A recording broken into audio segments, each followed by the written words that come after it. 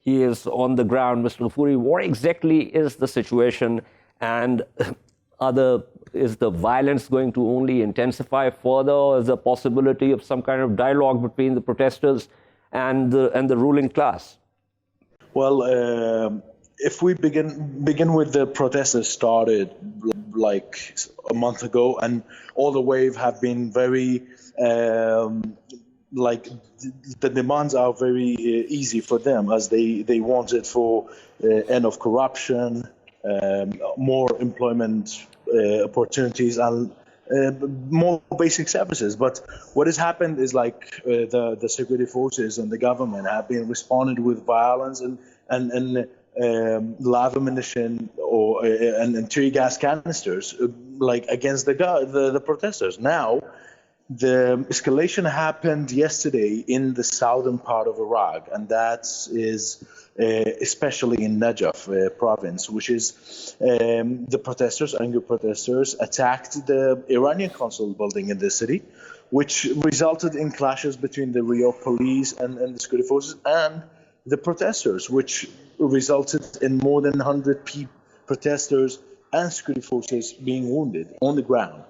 Today, at the same, like, let's say, scenario, what is happening in southern Iraq, especially in Nasiriyah, it's we see that the protesters have been faced with live ammunition, and there have been videos circulating on social media that shows that the Iraqi Army Rapid Response Special Unit have been using live ammunition and shooting toward the protesters straight away. And that happens after the protesters set ablaze the headquarters of the Iraqi Army Rapid Response Unit in the city.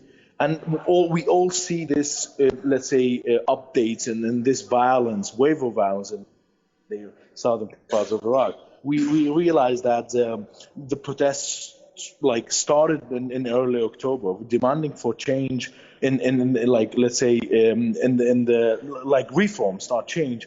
But now at the end, or let's say after 2 months or nearly 2 months, we see that the protesters having more like insight into change, not only reforms. Like, we see that they don't want the Iranian influence anymore in the country.